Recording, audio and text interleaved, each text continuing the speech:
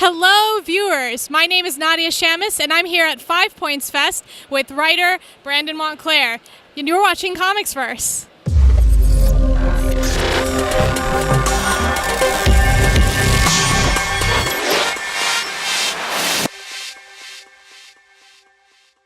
So, Brandon, how are you doing today? I'm doing pretty good. So, you are the writer of Girl and Devil Dinosaur. And I wanted to know, you are obviously an adult, and Lunella is obviously a child. Is there anything special that you do to try to write a convincing child? Is there anything that you kind of pull from your own childhood or anything like that? Yeah, it's more my daughter. I have a 7-year-old at home now, and Lunella's a little older than that and was older still when we kind of first started developing the character about a year and a half ago. So she was only like 5 turning 6. But it's funny because I grew up with brothers and male cousins and a lot of, obviously friends. So not too many interactions with young girls, but was very inspired to do more of that for my daughter. And it's really true because, growing up with the A-Team and Star Wars and everything else, I said, I want to show my daughter that things.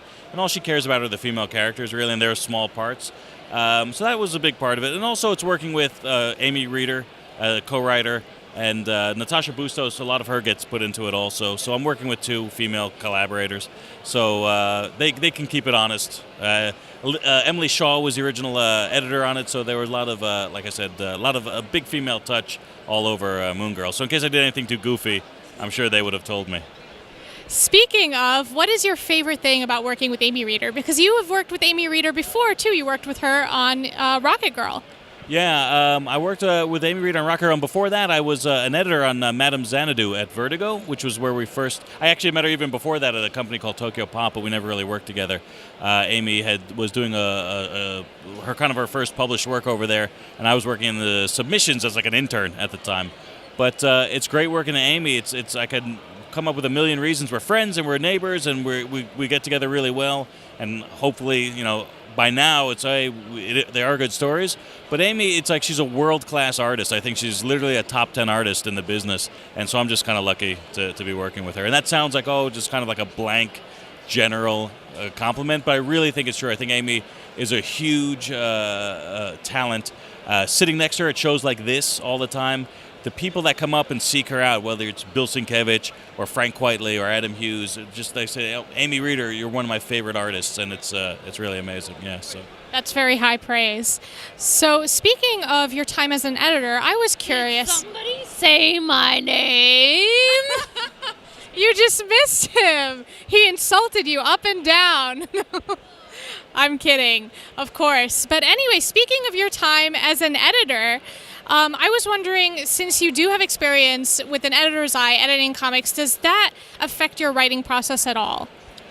Very much so. I don't know if it affects my writing process now that I'm a writer, so to speak. I did some writing before I was an editor, but while I was an editor, just reading scripts as they came in, dealing with artists a lot also, it was a big influence, like an education, I should say.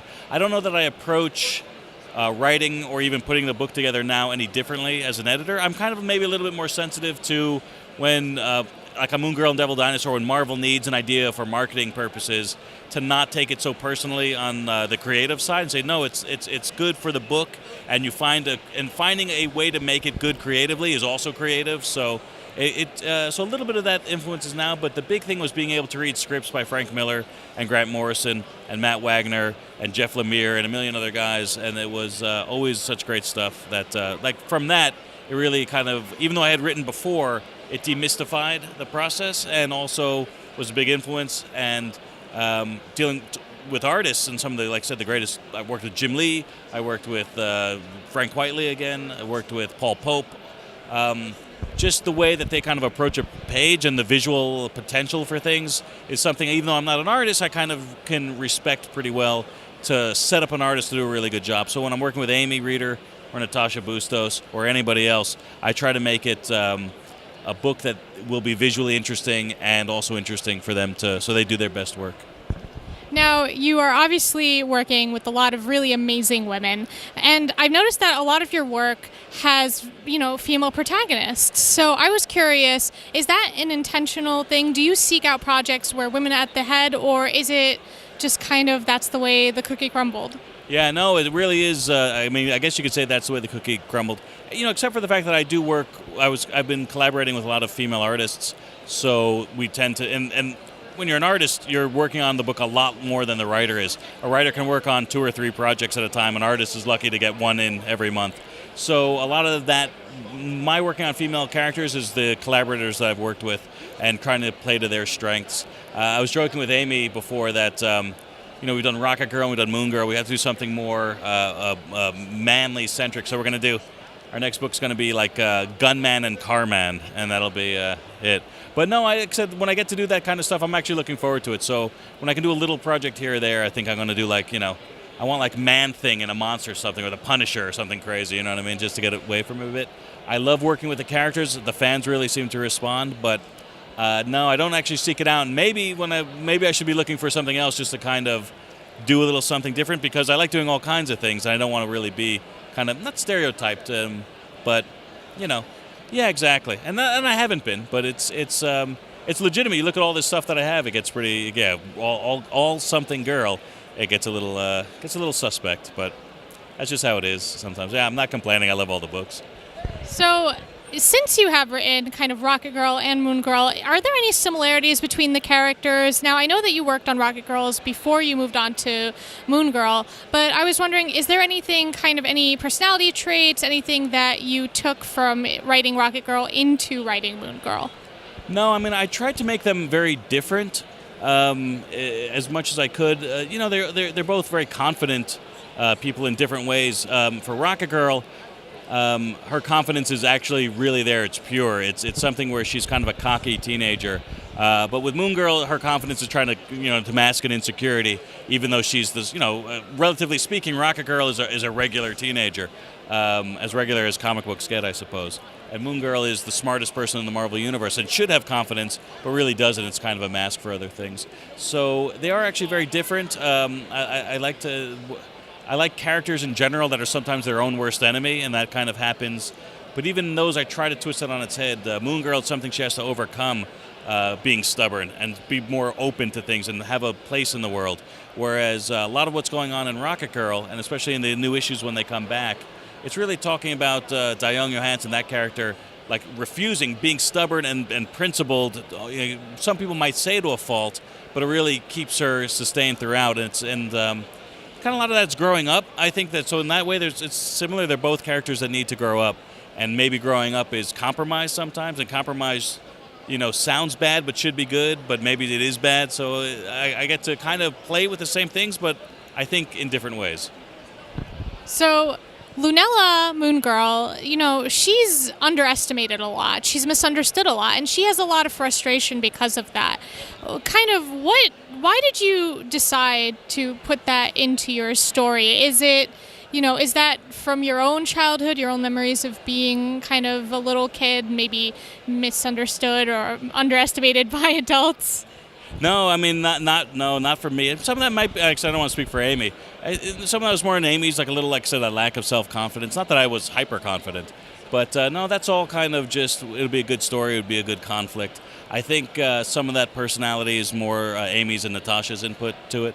But not, like I said, not that I was the most confident kid in the world, but I was never worried kind of about being overestimated or underestimated or anything like that. So that's kind of just based off of other people. And so, like I said, I talk about my daughter. It's like the friends that I see that kind of she hangs out with. It's things that I remember as a little kid. There's all kinds of, stuff that you kind of take bits and pieces of and put it together. So, yeah. So does your daughter influence kind of Moon Girl a lot? Do you see a lot of similarity between that? Oh, definitely.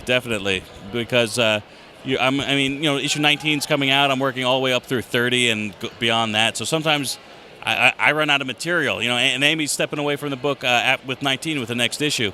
So it's, like I said, I need source material, and my daughter is very much that, yeah. So Lunella has teamed up with a lot of really kind of big characters in the Marvel Universe with Ms. Marvel and Totally Awesome Hulk, Amadeus Cho. I was just curious, who is your favorite interaction to write between Moon Girl and maybe another character? Well, luckily, as one of the writers, I get to kind of steer where it's going. But the whole point was to make her a part of the Marvel Universe, and it's kind of like that, especially that the third arc with 13 to 18 is to bring her into the Marvel Universe proper, and she should be a part of it, right? Even though she does her own thing as a bit of a different type of book and a different type of character, we wanted it to, and Marvel wanted her to be definitely a part of the Marvel Universe. But as far as favorites, like I said, I got to steer it. Doctor Strange was always like my favorite character, the one character. If I could choose one at Marvel or DC to write, it would be Doctor Strange. So I got to do that for an issue and was really happy with it. And also The Thing in issue 14 was a lot of me as opposed to Amy and some of the, like I said, and Natasha even took that issue off, and it was fortuitous because I think it was a really a story about him, and Ray Anthony Height was who I love, did that issue, and I think it's as much as it's Lunella and a little girl, it's kind of a grumpy old man coming back home also. So I like that one a lot too. So I've gotten to work with a bunch of characters that I wanted to, and some that I never thought I would put in. Like Ms. Marvel is cool and a great character. Amadeus Cho, a lot of the new ones. It's not something, not characters I grew up with, but I kind of respect. So some like, oh, Ms. Marvel, I can definitely do that. Some are, who does she fit with? Let me kind of learn about them and try to do my part to incorporate them into her story. And as you said, Rocket Girl is coming back.